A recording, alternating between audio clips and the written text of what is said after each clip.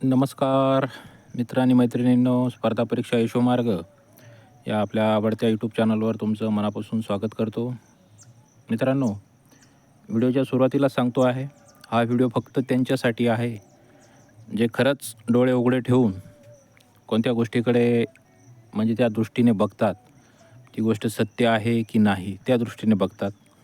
कारण की काय होतं, खोट्याच्या दुनियामध्ये आणि फुकटच्या स्वप्नामध्ये आपण कधी-कधी सत्य गोष्टी नजरेआड करतो आणि त्या गोष्टीचा नंतर पश्चाताप होतो. त्यामुळे परत एकदा आवर्जून सांगतो, जे खरंच रिॲलिटी चेक करतात स्वतः, की नाही यार ह्या गोष्टी आहेत आणि त्या गोष्टीने विचार करतात, त्यांनीच हा व्हिडिओ बघायचा आहे. आशा करतो जे या दृष्टिकोनातून बघतात त्यांना हा व्हिडिओ नक्की आवडेल. कारण की यामध्ये फक्त सत्यता सांगण्याचा प्रयत्न केलेला आहे. जो कोणताच यूट्यूबर, जो कोणताच क्लासवाला, की जो फक्त म्हणजे सबस्क्रायबर वाढवण्यासाठी किंवा व्ह्यूज वाढवण्यासाठी किंवा ऑनलाईन क्लास घेण्यासाठी किंवा बाकी पुस्तकं विकण्यासाठी करत असेल, ती कोणतीच व्यक्ती या गोष्टी तुम्हाला सांगणार नाही. माझा प्रामाणिक प्रयत्न आहे. कारण की आपण फक्त एका गोष्टीमध्ये अडकून राहिल्यामुळे बाकी गोष्टीसुद्धा आपल्या हातून जाऊ शकतात. त्या दृष्टिकोनातून हा व्हिडिओ बनवलेला आहे. 2 दिवसापूर्वीच हा व्हिडिओ मला बनवायचा होता. पण काही घरचे थोडंसं हॉस्पिटल इमर्जन्सी आल्यामुळे थोडंसं याकडे मला वेळ मिळाला नाही. त्यामुळे 2 दिवस हा लेट व्हिडिओ मी टाकत आहे. तर हा व्हिडिओ परत एकदा सांगतो, फक्त त्यांच्यासाठी आहे, ज्यांचा बघण्याचा दृष्टिकोन हा सत्य गोष्टीवर असतो आणि फक्त होणार, ह्या गोष्टी होणार, त्या गोष्टी होणार आणि कोणीतरी सांगतं म्हणून त्या गोष्टीकडे फक्त खरं मानायचं. तर त्यांनी या गोष्टीपासून म्हणजे या व्हिडिओपासूनच दूर राहायचं आहे. तर व्हिडिओ आवडल्यास व्हिडिओ लाईक करा. जे कोणी नवीन असतील मित्रांनो, त्यांनी आपल्या चॅनलला सबस्क्राईब करायचं. तर तुम्ही थंबनेल बघितलेला असेल मित्रांनो, थंबनेल बघूनच तुम्ही आपलं व्हिडिओ ओपन केला असेल. तर निशब्द तर खरंच निशब्दच आहे. कारण काही-काही गोष्टी या व्हिडिओमध्ये अशा सांगणार आहे मी तुम्हाला, कारण त्या गोष्टींना आपण विचार केलेला नाही आहे. फक्त काही-काही म्हणजे मी 1-2 यूट्यूबरचे व्हिडिओ बघितले. मी स्वतः काहींना फॉलो करतो. तर ते म्हणतात या कंत्राटी भरतीचा जो जी-आर आलेला आहे 5 तारखेला शिक्षक दिन. बघा म्हणजे औचित्य काय म्हणतात ना त्याला, मुहूर्त किती भारी साधला आहे ना सरकारने, की 5 सप्टेंबरला शिक्षक दिनाच्या दिवशी भावी शिक्षकांना एवढा मोठा झटका दिलेला आहे यांनी. तर काही-काही मी भरपूर यूट्यूबरचे व्हिडिओ बघितले. ते म्हणतात या कंत्राटी भरतीचा आपल्यावर काहीच परिणाम होणार नाही. ओके.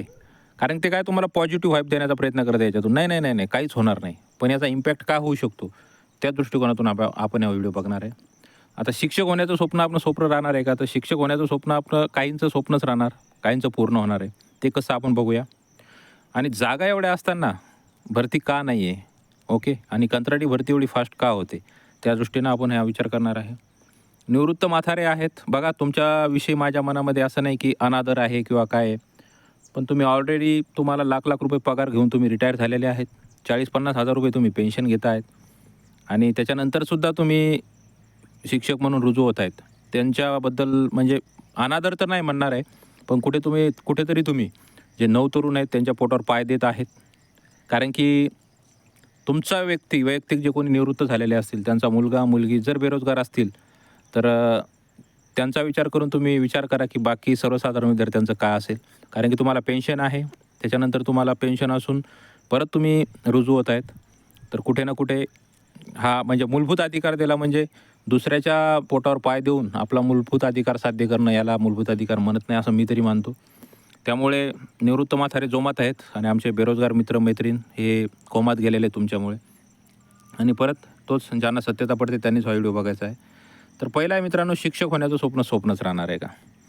तर 2010-11ला म्हणजे माझं तर डी-एड, बी-एड वगैरे झालेलं नाही आहे. पण माझ्या गावामध्ये जेव्हा नवीन शिक्षक आले होते 2010-11मध्ये, तेव्हा मला वाटतं शेवटची शिक्षक भरती जी म्हणजे टक्केवारीवर जेव्हा म्हणजे डी-एड, बी-एडवर म्हणजे डी-एडवर व्हायचे तेव्हा. प्राथमिक शाळेवर जेव्हा शिक्षक आले होते, तेव्हा डी-एडवर व्हायचे. त्याच्यानंतर माझे चुलत भाऊ वगैरे 2011ला पास आउट झाले. ते काही लागले नाही. त्याच्यानंतर असं झालं की शिक्षक भरती बंद झाली. त्याच्यानंतर 2013-14ला जे-आर आला की टी-ई-टी पास लागणार.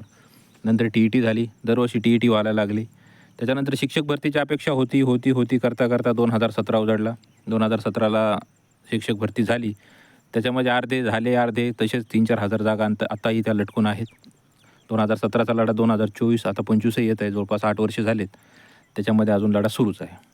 2022ची ही भरती आज 2024 संपत आलेला आहे. 2 वर्ष याच्यामध्ये सुद्धा गेलेले आहेत आणि अजून किती दिवस लागू शकतात भरती प्रक्रिया पूर्ण होण्यासाठी हेही माहीत नाही. फर्स्ट राऊंड जवळपास आता झालेला आहे. कारण की संस्था आणि जे मॅनेजमेंट आहेत शाळा तर त्यांनी आता 7 तारखेपर्यंत त्यांना अपलोड करायचं होतं. पण त्यांना 13 तारखेपर्यंत वाढवून दिलेलं आहे थोडीशी डेट.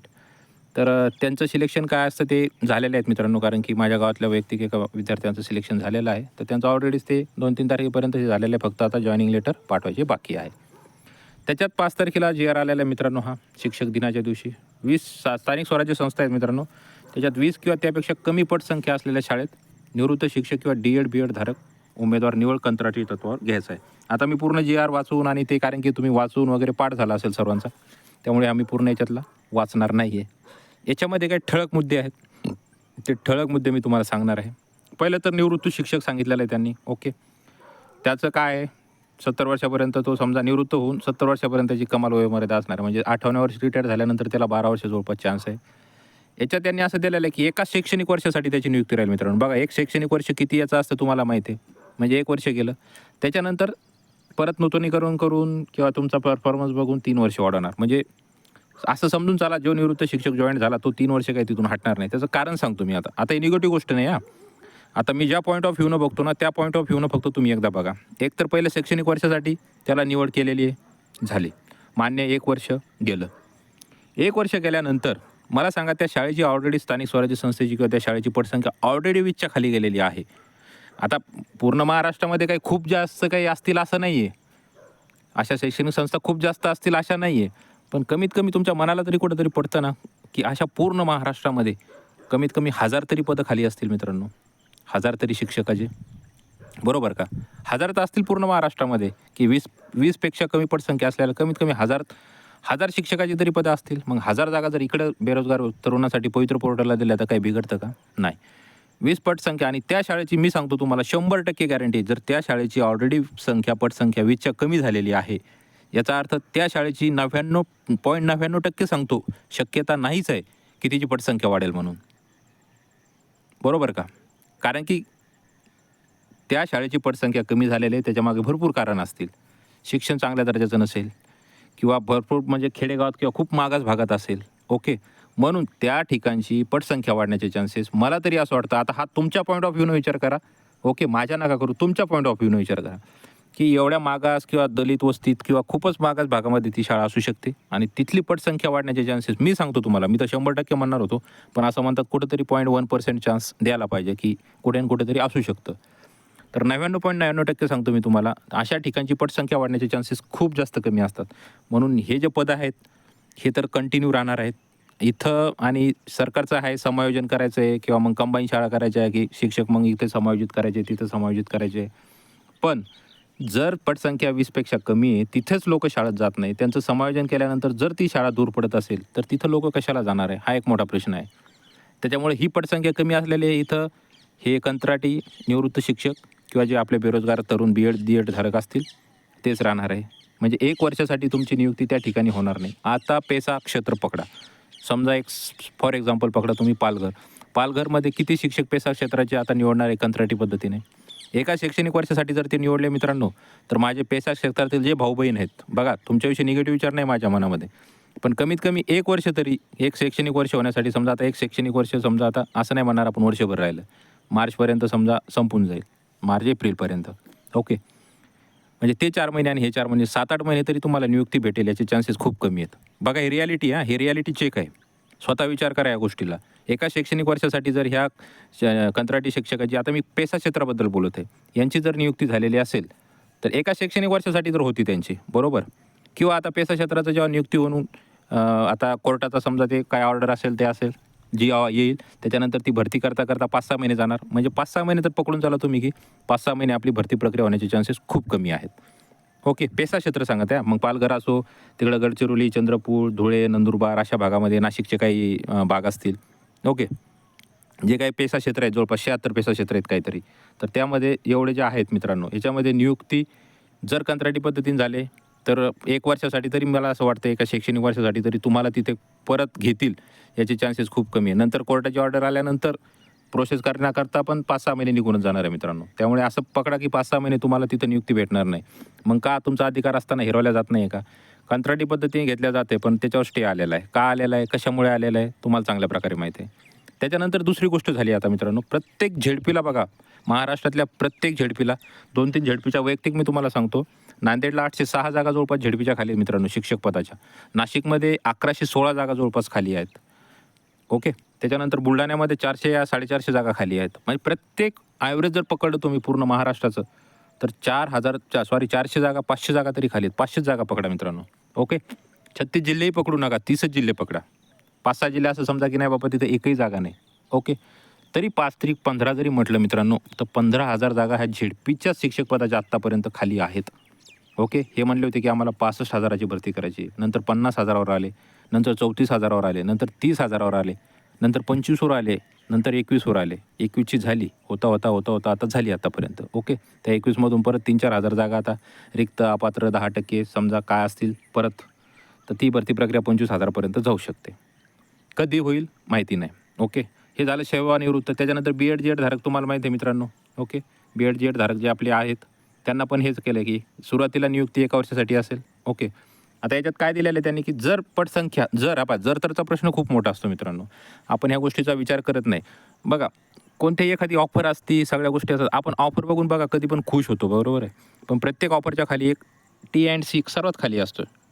T&C बरोबर, टर्म अँड कंडिशन्स. सर्वात म्हणजे ऑफर एकदम 70% डिस्काउंट, 90% डिस्काउंट. आपण त्यामध्ये खुश होतो. पण खाली एका बॉक्समध्ये माहिती आहे ना, स्टार करून त्याच्यावर असतं T&C.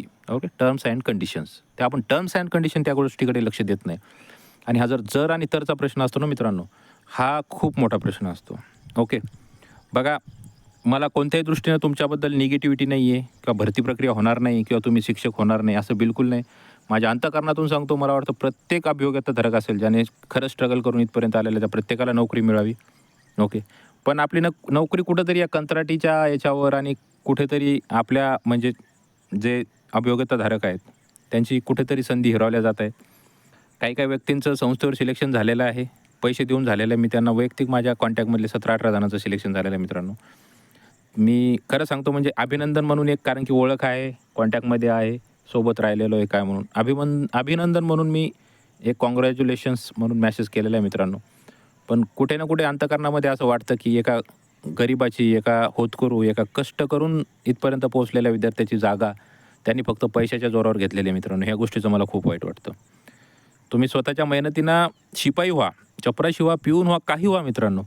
पण दुसऱ्याच्या पोटावर पाय देऊन ती जागा आपण जर हिरावून घेत असेल ना, तर फक्त पैसा आहे म्हणून, तर कुठेतरी गोरगरिबाच्या विद्यार्थ्यासाठी मला खूप म्हणजे खूप वाईट वाटतं. आणि मी खरं सांगतो अंतःकरणातून, मला ज्यांचं सिलेक्शन आहे बघा, माझ्या गावामध्ये आर्मीमध्ये आहेत, कोणी बाकी पदावर पण भरपूर ठिकाणी आहेत. ओके. त्या प्रत्येकाच्या आनंदामध्ये मी एवढा आनंद व्यक्त केलेला आहे मित्रांनो. वैयक्तिक त्यांच्या घरी जाऊन, निवड झाल्यानंतर वैयक्तिक त्याला फोन करून, म्हणजे हक्काने घरी जाऊन मला पेढे पाहिजे, त्यांचा निवडीचा गुलाल अंगावर घेऊन, किंवा जर कोणी मिरवणूक काढली असेल त्याच्यामध्ये सहभागी होऊन, किंवा त्याच्या आईवडिलाला फोन करून शुभेच्छा देऊन, त्यांची गळाभेट घेऊन, म्हणजे मी या वैयक्तिक गोष्टी केलेल्या आहेत. ओके. माझ्या गावातले जास्त विद्यार्थी जे आहेत ते आर्मीमध्ये आहेत. बाकी सरकारीमध्ये मी एक समजा केंद्रीय कर्मचारी आहे. बाकी 1-2 राज्य शासनामध्ये आहेत. बाकी 2-4 शिक्षक आहेत. पण जे कोणी लागलेले असेल, गोरगरिबाचे लागलेले बरं, एकदम आदिवासी समाजाचे असतील, म्हणजे एकदम त्यांची बिचाऱ्यांची कंडिशनसुद्धा नव्हती. पण त्या गोष्टीतून ते समोर जाऊन, आणि मला आनंद आहे की मी जवळपास त्याच्यातल्या 50% विद्यार्थ्यांच्या म्हणजे या फ्युचरमध्ये कुठे ना कुठेतरी एक शैक्षणिक मदत म्हणून असो किंवा एक गायडन्स म्हणून असो, कारण की ते गायडन्स घ्यायचे, दादा कसं करावं, काय करावं. एक विद्यार्थी असा होता गावातलामध्ये ते की त्याला मी इंजिनिअरिंग सोडायला लावली होती. पहिले तर त्याला 80+ मार्क होते. पहिले डी-एड त्या 80+ मार्कावर लागायचे. तेव्हा त्याला चांगलं कॉलेजही भेटत होतं डी-एडचं. पण त्याची घरची परिस्थिती अशी होती की 1 एकरभर जमीन होती. हे बघा, सांगण्याचा दृष्टिकोन हा आहे फक्त की मी एकदम अतिशय खालच्या, म्हणजे एकदम खालच्या नाही म्हणणार मी, सॉरी त्याबद्दल. एकदम गरीबातल्या गरीब, एकदम जो खालचा स्तर असतो ना आपल्याला, एकदम गरीब, की 1 एकरभर जमीन आहे. घरी 2-4 शेळ्या आहेत. ओके. तेवढ्यावरच 3 भाऊ आहेत. एक भाऊ बिगारी काम करतोय, दुसरा भाऊ शेळ्या सांभाळतोय. ओके. वडील दारू पिऊन इकडे-तिकडे पडलेले असतात. तो विद्यार्थी जेव्हा 12वी पास झाला, सर्वात पहिले त्याची आई माझ्याकडे आली आणि ते म्हणत होते, चांभार समाजाचा होता, SC समाजाचा. खूप म्हणजे हुशार होता, पण परिस्थिती खूप बिकट होती. दादा डी-एड करायचं आहे, आईला घेऊन आला. मी म्हणायचो त्यांना, "वहिनी बघा आपली परिस्थिती खूप सर्वसाधारण आहे. हा डी-एड करेल, मला याच्या क्वालिटीवर भरोसा आहे. याच्या क्वालिटीवर भरोसा आहे, हा 100% लागेल. पण डी-एड करणं आणि हे करणं, आपली एकरभर जमीन आणि पूर्ण शेळ्या जरी विकून आपण जर विकल्या ना, तरी कुठं डी-एड कुठं मास्तर म्हणून लावायचं नाही याला. तर हा आपली एवढी कॅपॅसिटी नाही आहे, याचं डी-एड करू नका." तेव्हा डी-एडचं खूप फॅड होतं, पण मी त्याला डी-एड करू दिलं नाही. आणि बघा त्यांचं, मी वंजारी, ते चांभार समाजाचे वैयक्तिक म्हणजे असं काही रक्ताचं नातं नाही, पण त्यांनी माझी ती गोष्ट ऐकली. मी त्यांना स्पष्ट सांगितलं, म्हणलं याच्या बुद्धीवर मला पूर्ण विश्वास आहे. हा डी-एडमध्ये पहिला येईल, राज्यामध्ये पहिला येईल, पण शिक्षक म्हणून कुठं जर पैसा भरायचं काम पडलं ना, तर आपल्याकडे फक्त एकरभर जमीन आहे आणि शेळ्या आहेत, तेवढे विकून आपण याचे पैसे भरू शकणार नाही. त्यांना ती गोष्ट पटली. त्यांनी निगेटिव्ह विचार नाही केला, की हा आपल्या मुलाविषयी निगेटिव्ह विचार करत आहे. त्यांनी तो पॉझिटिव्ह घेतला. काय करायचं? म्हटलं याला चांगले टक्केवारी, याला इंजिनिअरिंग कॉलेजला ॲडमिशन घेऊ द्या. माझी इंजिनिअरिंग झालेली. म्हणे इंजिनिअरिंग करून काय करणार? म्हणलं कुठे लागला जरी नाही ना, तरी या कॉलेजवर कुठे लेक्चरर होऊन पण 15-20 हजार रुपये कमवल. ते म्हणे 15-20 हजार आमच्यासाठी खूप आहेत. बघा 15-20 हजार आमच्यासाठी खूप जास्त आहेत म्हणे. कारण की आम्हाला 5,000 जरी महिन्याला आले तरी आम्ही त्याच्यात सुखी आहे. याला याला विचार म्हणतात मित्रांनो. आणि त्याच्यानंतर 1 वर्ष झालं, 2 वर्ष झालं. 3rd इयरला त्याला याच्यामध्ये आपल्या एअरमॅनमधून एअर फोर्समध्ये एअरमॅन म्हणून त्याला व्हॅकन्सी निघल्या होत्या. त्याने फॉर्म भरला. तिथं तो क्वालिफाय झाला. फिजिकलला क्वालिफाय झाला. पेपरला क्वालिफाय झाला. मेडिकली फिट झाला. आणि त्याच्यानंतर त्याला कॉल आला. तर तो मला बोलला, "दादा, अरे एअरमॅन होऊ राहिलो मी, आता काय करू? इंजिनिअरिंग 3rd इयर सुरू आहे. फक्त एकच." म्हणलं, एका मिनिटामध्ये कॉलेज सोडायचं आणि डॉक्युमेंट घेऊन तिथं डायरेक्ट जॉईन व्हायचं. एका मिनिटामध्ये म्हणलं, उशीर करायचा नाही. कॉलेजवाले परेशान करत होते, की "यार असं कसं तुम्ही मधात सोडून चालले, आमचं एका कॅन्डिडेटचं नुकसान होईल," असं तसं. पण ज्या कॉलेजला मी शिकलेलो होतो त्याच कॉलेजला तो होता. त्यामुळे तिथली मॅनेजमेंट, प्रिन्सिपल सर्व ओळखीचे होते. मी वैयक्तिक त्यांना भेटलो. त्यांनी त्याचे डॉक्युमेंट देऊन टाकले सर्व. सर्व गोष्टी क्लिअर झाल्या आणि तो मुलगा तिथं जॉइन झाला. आज तो मुलगा एअरमॅनमध्ये लागून जवळपास 10 वर्ष झाले मित्रांनो. माझ्या अगोदरसुद्धा तो जॉइन झाला आहे बघा. आज तो गावाकडे त्याचं 2-3 मजली घर झालेलं आहे. शेती आहे, 3-4 एकर शेती झाली. मस्त तिकडे आपला राजस्थानला आहे आणि खुश आहे. गावाकडे आल्यानंतर किंवा असा वैयक्तिक कधी वेळ मिळाल्यानंतर मला भेटतो आणि हे बघून आनंद होतो, की आपण कोणत्यातरी एका गोरगरिबाच्या लेकराच्या सुखामध्ये किंवा त्याच्या भविष्यामध्ये आपला कुठेतरी हातभार लागला मित्रांनो. त्या दृष्टिकोनातून मी तुम्हाला एक गोष्ट सांगत आहे. सांगण्याचा दृष्टिकोन हाच, की प्रत्येक गोष्टीकडे निगेटिव्ह विचार करायचा नाही आहे.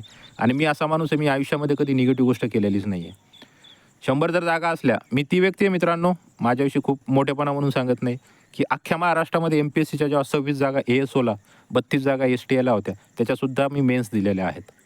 कारण की माझं एक टार्गेट असायचं, की महाराष्ट्रामध्ये एक जरी जागा आली ना ओपनची, तर ती जागा माझी आहे. या दृष्टिकोनातून मी नेहमी अभ्यास करायचो मित्रांनो आणि ती पॉझिटिव्हिटी तुमच्यामध्ये ठेवायला पाहिजे. सरकारने हा जो कंत्राटी भरतीचा GR काढलेला आहे, याच्यावर जे काही म्हणजे ज्या काही फास्ट गोष्टी घडतात मित्रांनो, अशा फास्ट गोष्टी आपल्या बाबतीत घडत नाही आहे. मला हे म्हणायचं नाही सेकंड फेज होणार नाही. मला हे म्हणायचं नाही की 10% जागा भरल्या जाणार नाही. मला हे म्हणायचं नाही आहे की रिक्त, अपात्र, गैरहजर, माजी सैनिक राऊंड होणार नाही. या सगळ्या गोष्टी होणार आहे मित्रांनो. टोटल होणार आहेत.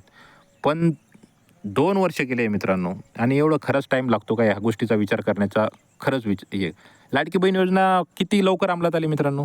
अरे पोर्टल नाही तुमचं साधं ॲप्लिकेशन नाही आहे, साधी लिंक नाही आहे. तुम्ही लाडकी बहीण योजना घोषणा दिल्यानंतर लगेच अर्ज भरून घेता. अर्ज भरून लगेच पैसे टाकता, चेक करत नाही, सगळ्या गोष्टी नाही. आणि मग माझ्या भावी शिक्षक बहिणी, जे मित्र आहेत, भाऊ आहेत, यांना तुम्ही का त्रास देता? तुम्हाला जर फॉर्म म्हणजे तुम्हाला फक्त तुमचा फायदा जेव्हा बघायचा असतो, तर इतक्या फास्ट प्रोसेस कशा करतात? लाडकी बहीण योजना चांगली आहे, महिलांसाठी चांगली आहे. मला ते म्हणायचं नाही. कोणत्या सरकारवर माझा रोष नाही, की कोणतं सरकार मला प्रिय नाही. तुम्ही जर माझ्या बेरोजगार तरुण मित्रमंडळीचा जर विचारच करत नसाल, तर तो कोणतंही सरकार असलं ते काय आम्हाला चुलीत घालायचं नाही आहे. ओके. त्यामुळे जे कोणी आहेत, त्यांनी फक्त जे नवतरुण आहेत, तुम्ही ॲडव्हर्टाईज देता, की आम्ही 2 कोटी रोजगार दिला, आम्ही 2.5 लाख रोजगार दिला. अरे कुठे दिला? आज कंत्राटी तुम्ही बघा मित्रांनो, परभणीला ते मुख्यमंत्री युवा कार्यक्षम योजना आली मित्रांनो. ओके.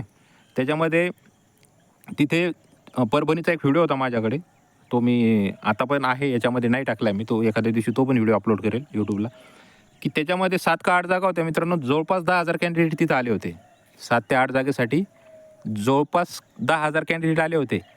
त्यांनी ते फॉर्म फक्त जमा करून घेतले. तिथं चेंगराचेंगरीची परिस्थिती उद्भवली. फॉर्म जमा करून घेतले. नंतर ते फॉर्म कुठं फेकून दिले माहिती नाही. आणि फक्त आपल्या जवळजवळचे किंवा जे होते त्यांना तिथं घेतलेले आहे. आणि तिथं तर मला असं ऐकायला आलं की 12वी बेसवालेसुद्धा तिथं घेतलेले शिक्षक म्हणून. आता तुम्ही म्हणाल सर काय खोटं बोलताय की 12वी बेसवाले कसे घेणार आहेत? कोणी बघणार नाही मित्रांनो, कंत्राटीवाले आहेत ते. तिथं शिकवायचं आहे. ओके. आणि पैसे दिलेले खूप काही तुम्हाला वाटतं का खूप भारी शिकवतील म्हणून? अरे काही काहीची अशी कंडिशन आहे की त्यांना स्वतः चांगले मोठाले जोड शब्द किंवा असं इंग्लिशचे साधे साधे शब्द वाचता येत नाहीत. हे आता काही काही 8वी 9वी 10वीला जाऊन सायन्स आणि मॅथ्स शिकवणार आहे. अरे पुढच्या पिढीचा विचार करा की पुढची पिढी कशी निघणार आहे म्हणून. बरोबर का?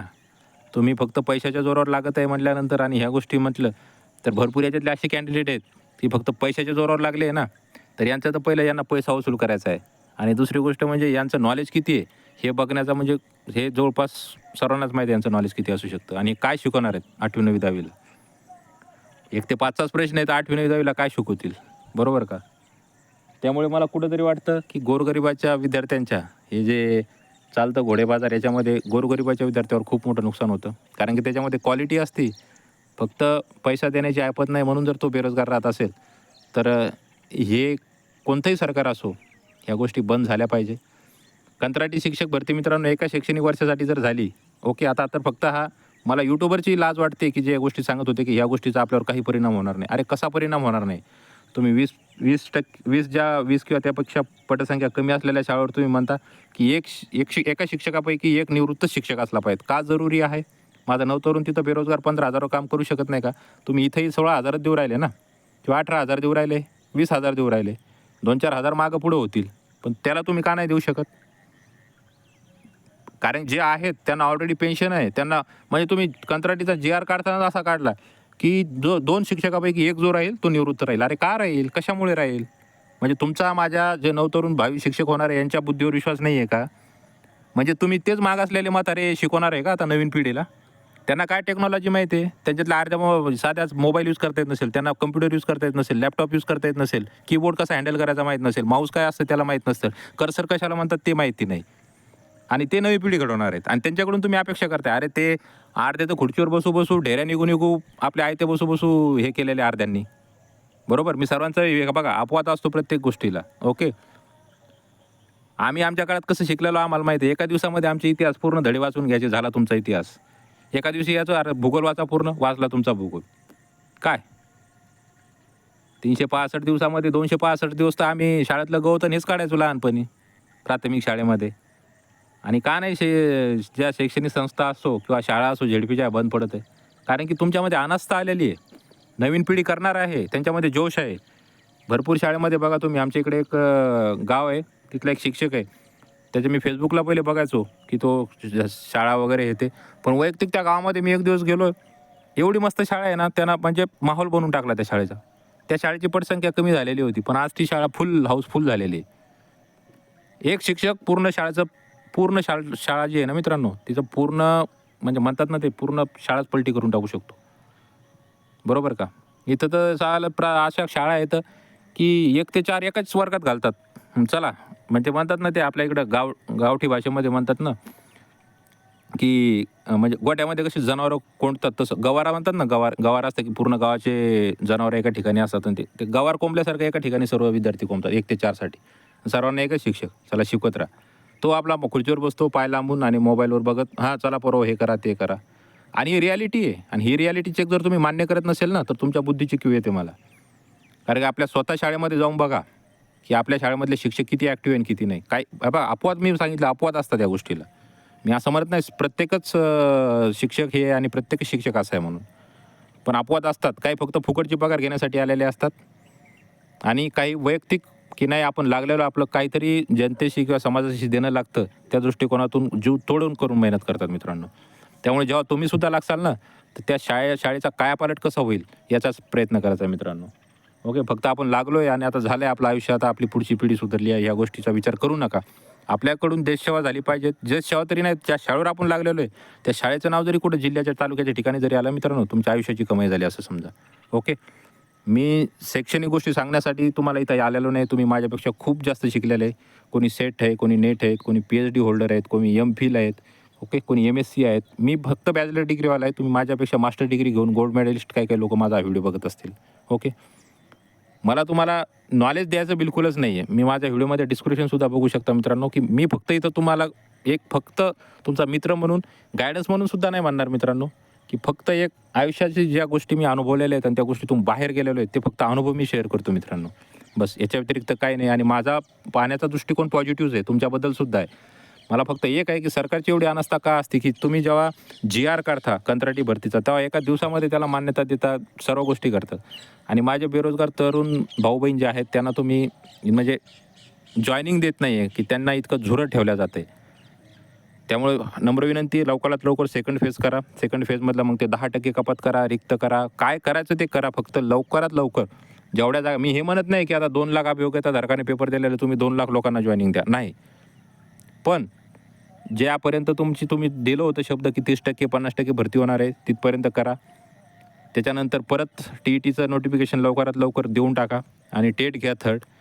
सेकंड टेटमधून हे सेकंड टप्पा पूर्ण कंप्लीट करा. थर्ड टेटचं हे करा. 2017चे जे माझे भाऊ-बहीण आहेत, त्यांच्या पण याच्याविषयी निर्णय घ्या लवकरात लवकर.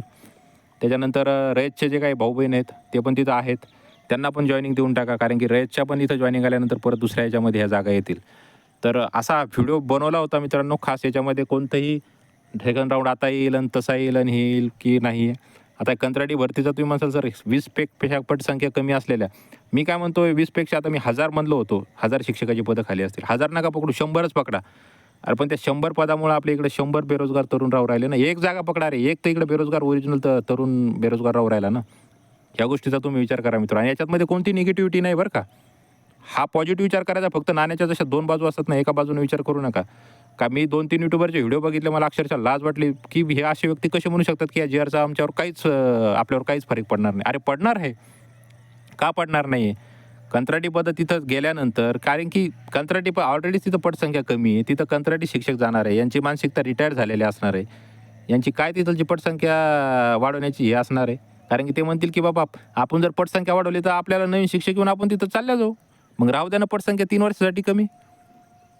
बरोबर आहे का? याच्यात चुकीचं काय? तो एका वर्षासाठी नियुक्त होऊ राहिला ना, तर त्याच्यापेक्षा 15,000 मिळू राहिले ना, मग 3 वर्षासाठी राहू ना, कशाला पटसंख्या वाढवण्यासाठी प्रयत्न करायचे? हां? आणि आता काय 3 वर्ष झाल्यानंतर दुसरा तिथं येईल. दुसरा आल्यानंतर त्याची मानसिकता तीच आहे, की पटसंख्या आहे.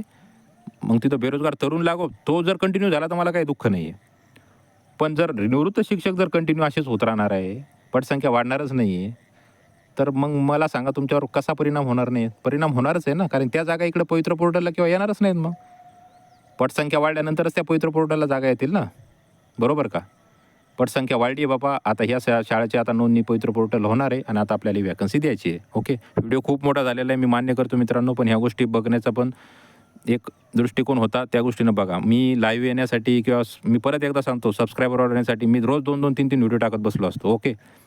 माझ्या भाऊ-बहिणीला नियुक्ती जोपर्यंत भेटत नाही, तोपर्यंत स्वतःशी वादा केला होता आणि 1 वर्ष मी YouTube बंद ठेवलं होतं मित्रांनो. एका वर्षामध्ये तर मी 10,000 सबस्क्रायबर करून 10-15,000 रुपये महिना घेतला असता. मला ते करायचं नाही आहे. मी पहिल्यापासून सांगतो, भरपूर लोकं निगेटिव्ह कमेंट देतात. मी त्यांच्यासारखं नाही, की माझा कमेंट बॉक्स बंद करून ठेवणारा नाही आहे किंवा तुम्हाला फक्त 4 मिनिटासाठी सुख मिळेल. "अरे नाही, नाही सेकंड फेज येणार आहे. उद्या बोलले सर, सर असे बोलले, सर तसे बोललेले." असं बिलकुल नाही मित्रांनो. मी ती गोष्ट बोलणारही नाही आहे. ओके. जी रिॲलिटी आहे, ती रिॲलिटीच मी बोलणार आहे. आणि त्या दृष्टिकोनातून जे कोणी माझे भाऊ-बहीण असतील, ते जर हे बघा, ही फॅक्ट तुम्ही स्वतः चेक करा. याबद्दल मी जर काही निगेटिव्ह बोललो असेल, "नाही सर तुमची ही गोष्ट निगेटिव्ह झालेली आहे," तर मी ती मान्य करेल. पण मला फॅक्ट सांगा, की सर तुम्ही कोणत्या बेसवर बोलत आहे. ओके.